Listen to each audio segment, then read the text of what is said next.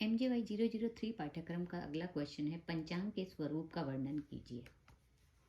पंचानाम अंगानाम समाहार इति पंचांगम, अर्थात 5 अंगों तिथि, वार, नक्षत्र, योग एवं करण का समाहार है पंचांग। पंचांग ज्योतिष शास्त्र के समस्त पक्षों को सार रूप में प्रकट करता है। त्रिस्कंधात्मक ज्योतिष हो, पंचस्कंधात्मक ज्योतिष हो या बहुस्कंधात्मक ज्योतिष हो, सभी को एक ही स्थान पर यदि हमें देखना है तो उसके लिए पंचांग की आवश्यकता होती है। पंचांग को ज्योतिष शास्त्र का मेरुदंड माना जाता है। भारतवर्ष में पंचांग बनाने की परंपरा वैदिक काल से ही चली आ रही है। पंचांग को यदि हम आधुनिक भाषा में कहें तो वह ज्योतिषी का कंप्यूटर है, जिसमें 12 मासों अर्थात पूरे वर्ष का समस्त सूक्ष्म से विशाल तक का लेखा जोखा अंकित रहता है। लग्न, दिनमान, मुहूर्त, शक काल, वर्षा आरंभ, संवत्सर, पूर्णिमा, अमावस्या, व्रत, उत्सव इत्यादि पंचांग के ही अंगभूत हैं। पंचांग के प्रमुख अंगों के आधार पर ही शुभाशुभ समय निश्चित किया जाता है। इन्हीं 5 अंगों के संयोग से उत्पन्न होने वाले शुभ फलदायी काल को शुभ मुहूर्त कहा जाता है। पंचांग के इन 5 अंगों का अब हम विस्तार से वर्णन करेंगे। तिथि, सूर्य एवं चंद्रमा का अपने अपनी कक्षाओं में भ्रमण और उनके भ्रमण से उत्पन्न होने वाली गति का अंतर ही तिथि के ज्ञान का मुख्य आधार है। सूर्य एवं चंद्रमा का 12 अंश का अंतर होने पर एक तिथि होती है और अमावस्या के अंत तक यह अंतर 12 गुणा 30 360 डिग्री का अंतर हो जाता है। सूर्य और चंद्रमा अमावस्या के दिन अपनी राशि अंश कला विकलादि में समान होते हैं और इस एक अमावस्या काल से अगली अमावस्या काल तक के समय को काल गणना परंपरा में चांद्रमास के नाम से जाना जाता है।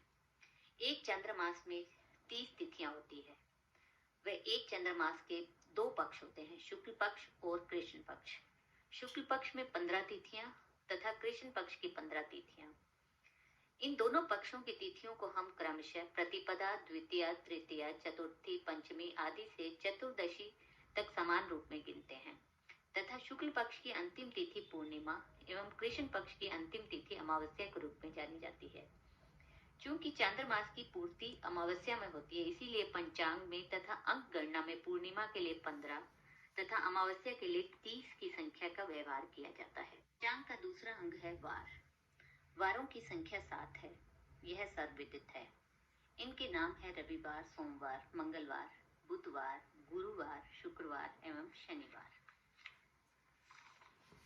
इन वारों का क्रम तथा नामकरण भारतीय प्राचीन आचार्यों द्वारा प्रतिपादित भूकेंद्रित कक्षा क्रम के अनुसार ही हुआ है और इसका वर्णन निम्न प्रकार से है। जिस दिन जो वार होता है उस दिन की प्रथम होरा भी उसी ग्रह की होती है तथा उसके बाद नीचे क्रम की कक्षा में स्थित ग्रह की होरा होती है। इस प्रक्रिया में ग्रह 7 हैं तथा होरा 24 है।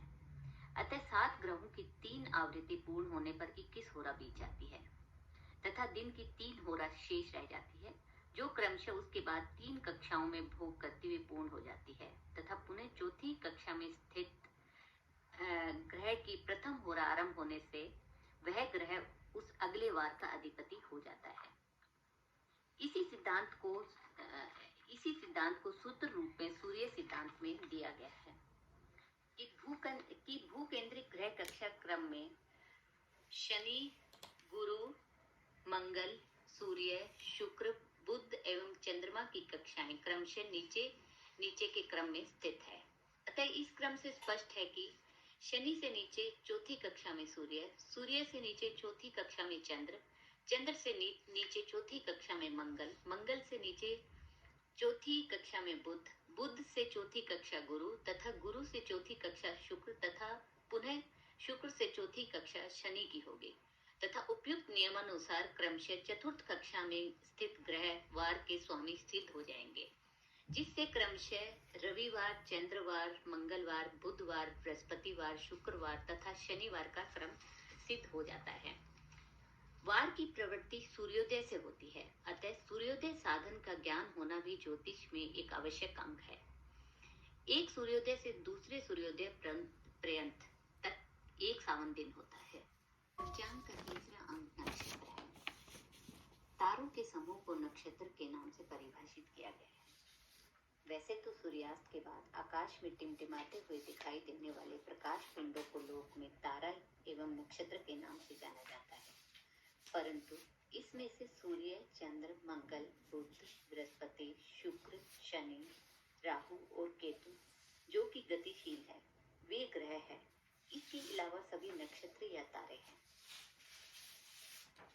भारतीय भूकेंद्रित ग्रह कक्षा क्रम में भूमि के ऊपर क्रम से चंद्र, बुध, शुक्र, रवि, मंगल, गुरु तथा शनि एवं अंत में नक्षत्र कक्षा विद्यमान है, जिसे कि क्रांति वृत्त या राशि कक्षा के नाम से भी जाना जाता है। जिसमें सभी नक्षत्रों की स्थिति बताई गई है। नक्षत्रों की संख्या 27 है। वे 12 राशियों को 27 नक्षत्रों में बांटा गया है। प्रत्येक ग्रह के हिसाब से एक नक्षत्र का मान 13 अंश 20 कला होता है, अर्थात 800 कला एक नक्षत्र का मान होता है। एक नक्षत्र के 4 चरण होते हैं। एक चरण का मान 200 कला होता है। फलित परंपरा में इन 27 नक्षत्रों के अतिरिक्त एक 28वें नक्षत्र का वर्णन भी प्राप्त होता है, जिसे अभिजीत नक्षत्र के नाम से जाना जाता है। सैद्धांतिक रूप से तो कोई स्वतंत्र नक्षत्र नहीं होता, अपितु 27 नक्षत्रों के अंतर्गत ही उत्तराषाढ़ा और श्रवण नक्षत्र के मध्य इन्हीं दोनों नक्षत्रों के मान से अभिजीत नक्षत्र बनता है। नक्षत्रों का नक्षत्र चक्र राशि वृत्त में नियत रहते हुए भी प्रायोगिक रूप से हम नक्षत्रों की गणना ग्रहों के सापेक्ष करते हैं, जिनका फलित और मुहूर्त आदि में व्यवहार किया जाता है। कोई भी ग्रह नक्षत्र चक्र के जिस नक्षत्र के समक्ष रहता है, वही उस ग्रह का नक्षत्र होता है। सभी ग्रह अपनी अपनी ग्रह कक्षा के अनुसार निर्धारित गतियों द्वारा भिन्न भिन्न काल में भिन्न भिन्न नक्षत्रों का भोग करते हैं। इस क्रम में चंद्रमा प्रतिदिन एक नक्षत्र का भोग करता है तथा दैनिक व्यवहार में हम सब चांद्र नक्षत्र का ही व्यवहार करते हैं। जिस पूर्णिमा को चंद्रमा चित्रा नक्षत्र के निकट से होकर गमन करे, वह चैत्र मास कहलाता है।